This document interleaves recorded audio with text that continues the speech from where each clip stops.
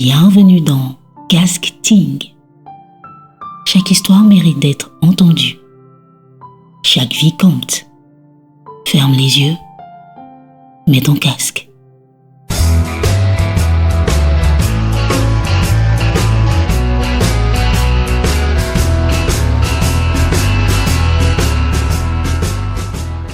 Alors nous sommes à Royan, une ville royale, voilà. Et on découvre cette ville assez charmante. Et dans cette ville, il y a un grand gaillard que nous avons rencontré. Il s'appelle Jean Graqueur. Il va se présenter à vous et nous dire voilà ce qu'il fait au sein de cette belle ville que nous découvrons. Bonjour à tous. Alors voilà, nous sommes à Royan, comme on vient de vous le dire. C'est une petite ville française de 19 000 habitants en hiver, qui voit sa population multipliée presque par 10 entre le mois de juillet et août.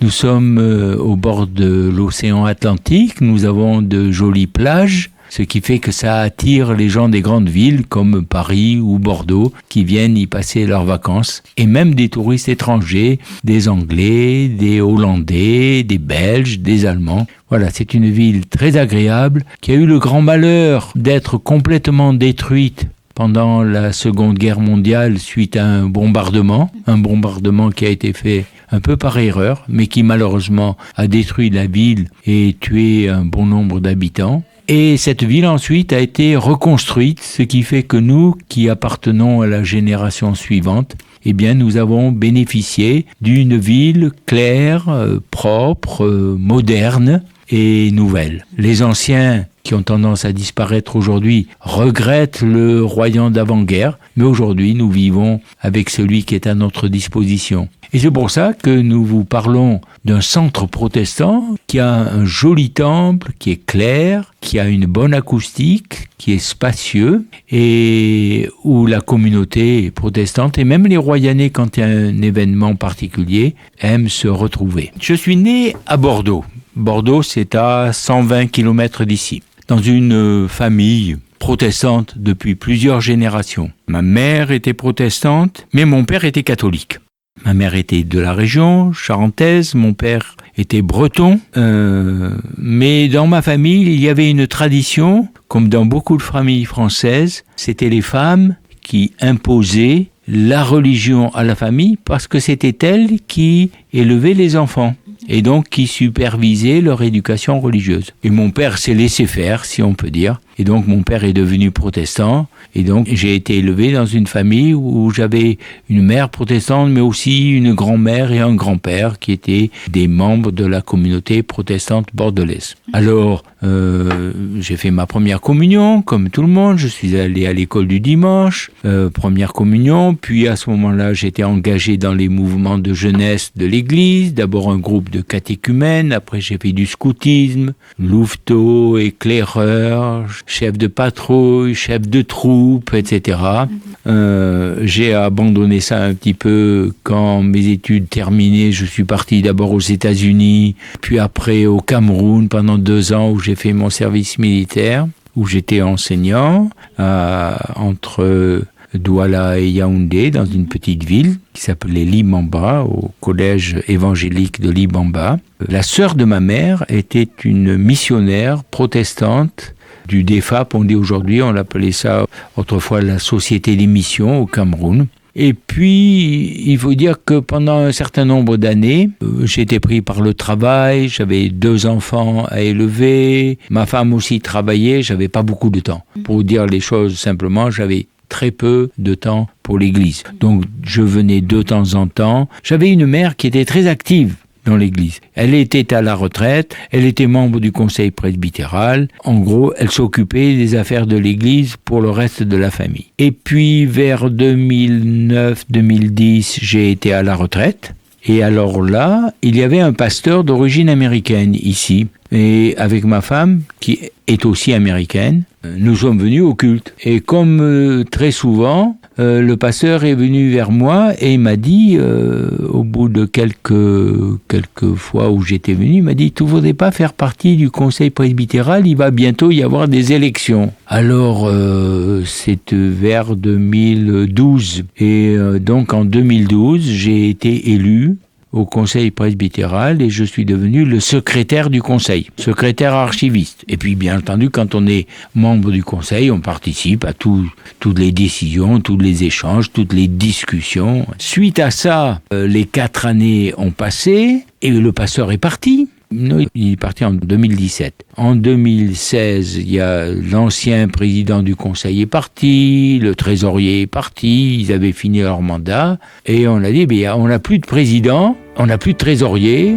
il faudrait qu'on trouve des gens pour les renouveler. Alors on a renouvelé les personnes, et puis ces personnes-là ont décidé de me choisir comme président du conseil en 2016. Et depuis, vous êtes le président du conseil ici à Royan. D'accord. C'est quoi d'abord ce conseil? Quelles sont ses fonctions? Et en tant que président, quels sont vos rôles ou votre fonction? Le conseil presbytéral, c'est comme dans une association ou dans une entreprise, c'est le comité d'administration de l'Église. C'est le corps constitué d'une dizaine de personnes qui prend les décisions pour l'Église. Toutes les décisions sont prises par le conseil, les petites, les moyennes ou les grandes. Quand ce sont des décisions très graves et très importantes, il peut demander la convocation d'une assemblée générale extraordinaire. Sinon, tous les ans, il vient avec son conseil présenter lors de l'assemblée générale le résultat du travail de l'année, ce qui a été fait,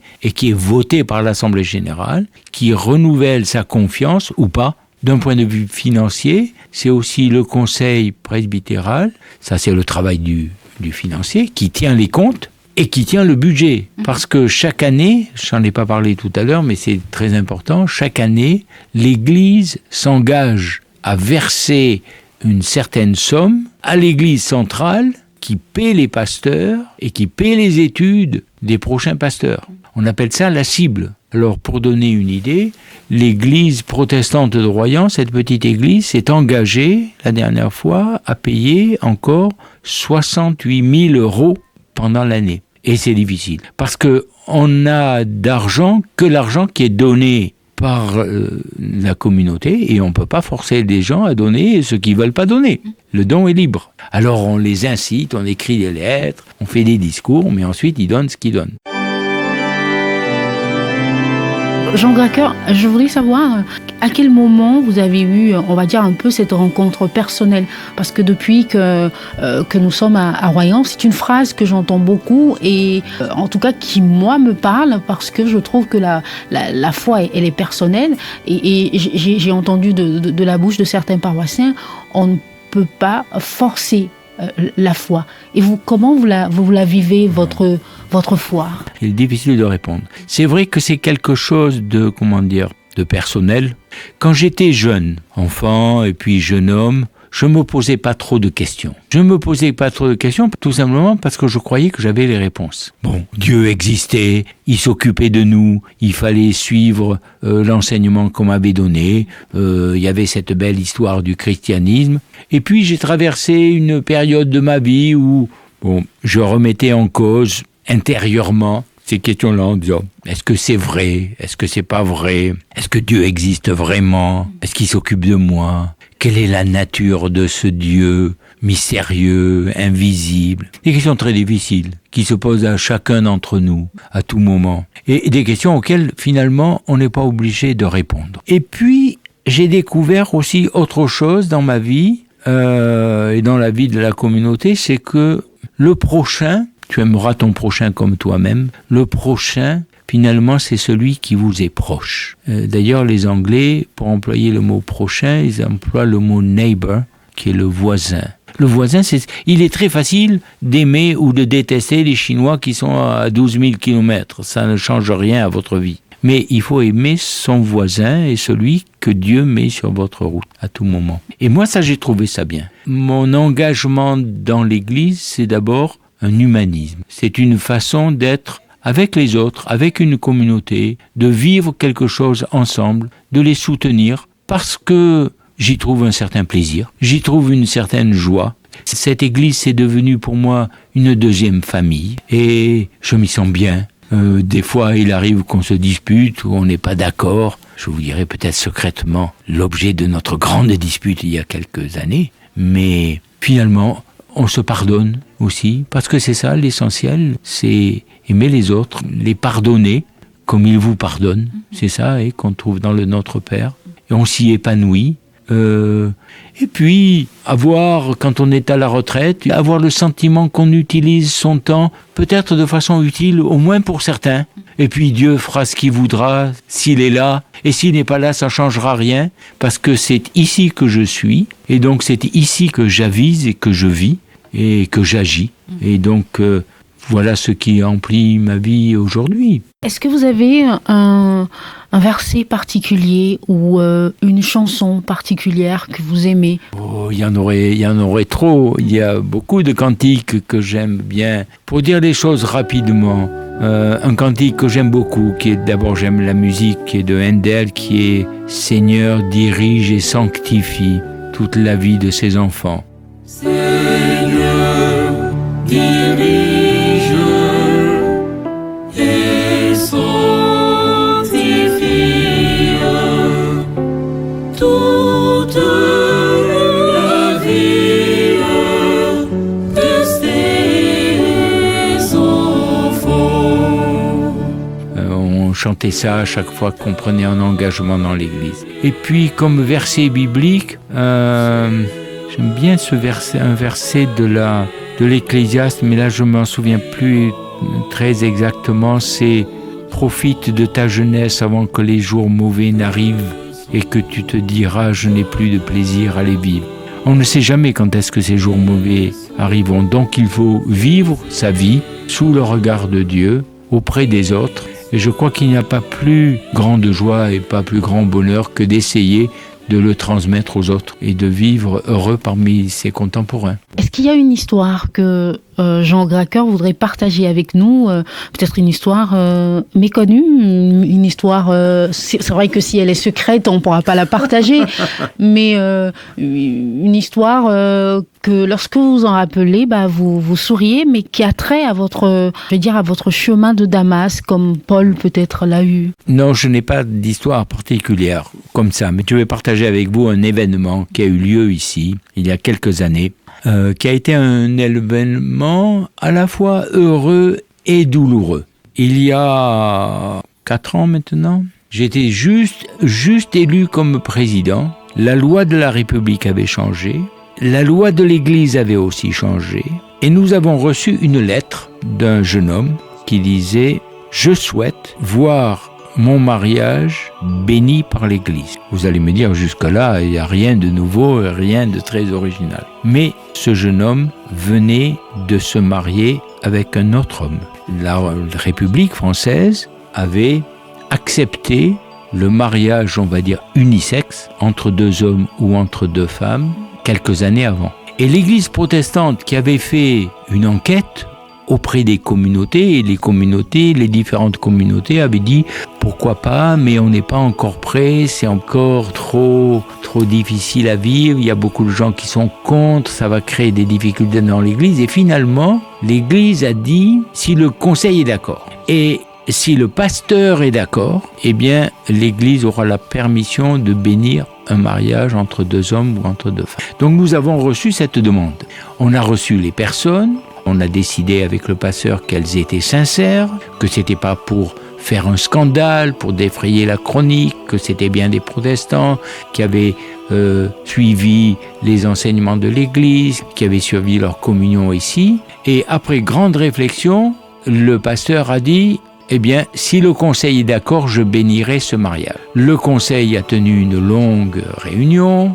À la fin de la réunion, il y avait des gens qui étaient pour et des gens qui étaient contre, et j'ai décidé de faire voter les membres du conseil à bulletin secret pour que chacun puisse exprimer sa volonté et son sentiment librement et anonymement. Et les gens ont voté, on était 10 personnes et sur les 10, il y a eu 8 pour et 2 contre. Et alors, la cérémonie a eu lieu. Le mariage a été béni dans le temple. Et ça a fait scandale, bien entendu. D'abord, au niveau de la ville, on dit ces protestants, ils font n'importe quoi. Au niveau de l'église, il y a des gens qui étaient furieux, il y a des gens qui ont quitté l'église. Mais 99,9%, autrement dit presque tout le monde, depuis est revenu dans l'église. Les 2 personnes qui ont été mariées continuent régulièrement à venir au culte. Ce sont des gens qu'on aime bien, pour lesquels j'ai beaucoup d'amitié et qui ont été très heureuses. On a décidé d'oublier les problèmes du scandale et finalement de conforter, d'appuyer, de soutenir l'amour qu'avaient ces gens-là. Et on n'a finalement rien trouvé qui s'opposait à l'amour entre ces 2 personnes. C'est un très beau témoignage pour l'auditoire africain, protestant, méthodiste. C'est très choquant. C'est très choquant. Comment vous expliquez peut-être cette décision, si on devrait peut-être s'attacher à la parole de Dieu? Comment vous percevez cela? J'ai pas réponse à tout. Moi, ce que je peux vous dire, c'est que je ne sais pas vous répondre de façon théorique et théologique complètement. Ce que je peux vous dire, c'est que les églises ne sont pas détachées de la société dans laquelle elles vivent. Et nous vivons en France dans une société qui est ce qu'elle est. Elle n'est pas forcément mieux ou moins bien, elle est simplement un peu différente de certaines autres sociétés. Et comme les personnes, les sociétés évoluent dans le temps. De la même façon que vous avez un garçon ou une fille, à 14 ans, il ne pense pas, il ne se comporte pas la même façon que quand il en a 30, et encore moins que quand il en a 60, et qu'il a vécu, qu'il s'est marié, quelquefois qu'il a divorcé, qu'il a eu des enfants, un métier, des difficultés. Il a changé. Et l'Église, c'est pareil. Et elle est dans une société qui, elle, change. Qui change pour des milliers de raisons. Il y a les gens qui viennent d'ailleurs, il y a les conditions de vie qui changent. Et on ne maîtrise pas ces changements.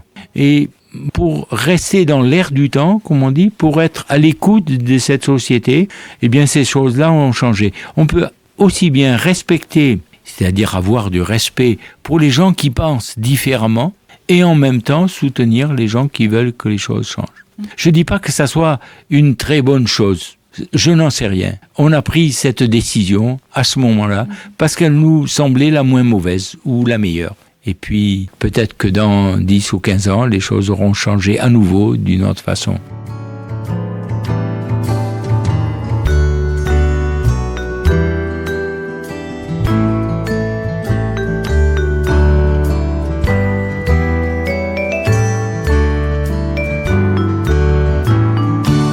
Jean Gracker, vous avez expliqué comment ça se passe, le conseil et tout. Quelle est votre perception? Parce que dès qu'on est venu, la première chose qui frappe, c'est qu'il y a beaucoup de personnes âgées et on voit moins de jeunes. Est-ce que c'est la désacralisation un peu de l'Église qui fait que les jeunes se disent bon, on n'a pas trop envie de venir à l'Église et peut-être prendre le verset que vous avez partagé avec nous tout à l'heure, jeune, profite de la vie parce que tu ne sais pas quand tu partiras. Il y a du vrai là-dedans, mais c'est pas entièrement vrai, parce que il y a d'autres églises dans d'autres villes où il y a plus de jeunes. Mais à Royan, on vit dans une situation un peu particulière. Il faut savoir que Royan, c'est la 2e ville la plus âgée de France. Il y a beaucoup de personnes âgées, pour plusieurs raisons.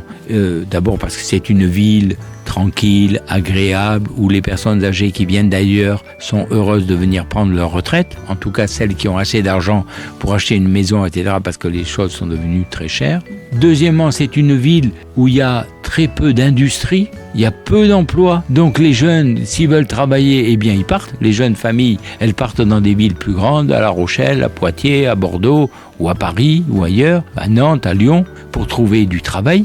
Donc il y a peu de travail à Royan, donc il y a peu de jeunes et de familles.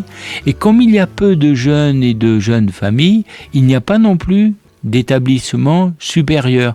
Il n'y a pas d'université, il n'y a pas d'IUT. Et donc les jeunes, dès qu'ils quittent le lycée, ils s'en vont. Et à 19 ans, 20 ans, 21 ans, ils pourraient être là pour encadrer des plus jeunes, mais ils sont partis à La Rochelle ou ailleurs. Où là, il y a des gens au temple.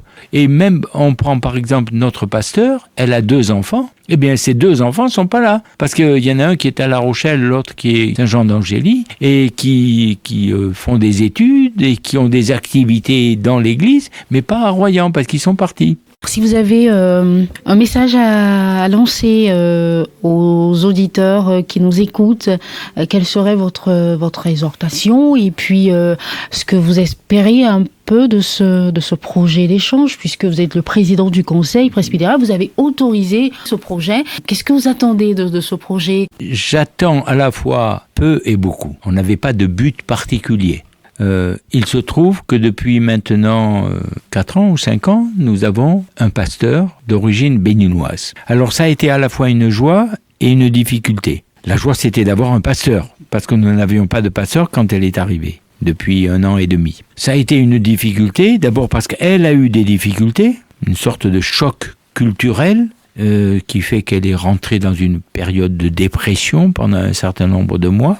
Mais heureusement, son mari est venu la rejoindre, et puis progressivement, elle s'est accoutumée à ce nouvel environnement, à cette communauté où les choses étaient différentes. Et puis, elle a retrouvé sa joie de vivre, son énergie, ses capacités à mener le groupe et à être elle-même. Naturellement, elle a voulu à la fois montrer ce qu'elle était aux gens qui venaient de chez elle et montrer ce qu'elle était devenue et son nouvel environnement à ses compatriotes qui sont venus. Alors il y a eu ce projet qui est né, il est né de sa volonté. Mais ça a été pour la plupart d'entre nous une grande joie de se dire on va recevoir des étrangers, des gens qu'on ne connaît pas, des gens qui sont différents. Et moi je dois dire que je suis toujours très heureux de rencontrer des gens nouveaux. Et j'étais très heureux quand les choses ont pu finalement se concrétiser et de voir des gens venir nous rencontrer et de savoir que d'autres iront à la rencontre d'une nouvelle culture, d'une nouvelle façon d'être dans un pays qui est à la fois proche par des quantités de souvenirs, mais lointain par la géographie. Donc, qu'est-ce que j'attends ? Eh bien, j'attends une meilleure connaissance des uns et des autres, mais surtout dans l'immédiat, c'est le bonheur de partager des choses ensemble, comme dans finalement une réunion familiale. Qu'est-ce qu'on en attend ? Rien de bien particulier. Surtout, la joie d'être ensemble, la joie de partager, de se raconter des histoires, de se découvrir les uns les autres, de découvrir que malgré toutes nos différences, on est finalement très proches. On est des frères, des sœurs qui ne se connaissent pas bien, mais qui appartenons tous à la grande famille humaine. Jean Gracker, on est pratiquement au terme de ce bel entretien. Qu'est-ce que vous ne nous avez pas dit ? Si je savais ce que je n'ai pas dit, je l'aurais dit. Non, rien de particulier. Je n'ai pas de choses secrètes que je garde en derrière moi. Des choses que j'aurais oubliées sans doute. Qu'est-ce que je n'ai pas dit ?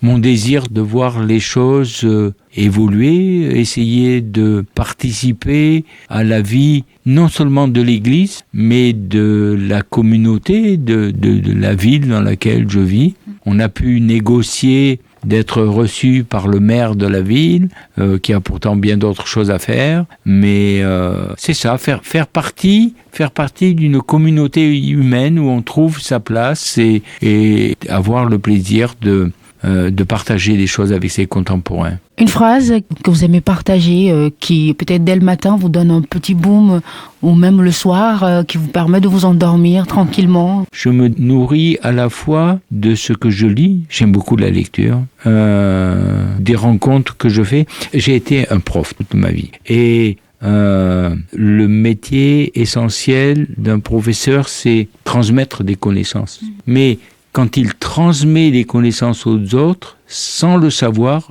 et quand il devient un peu plus âgé, en le sachant, il s'enrichit lui-même du contact avec les autres.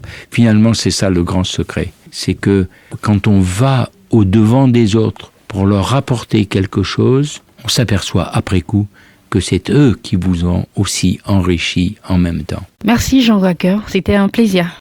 Merci Juliette.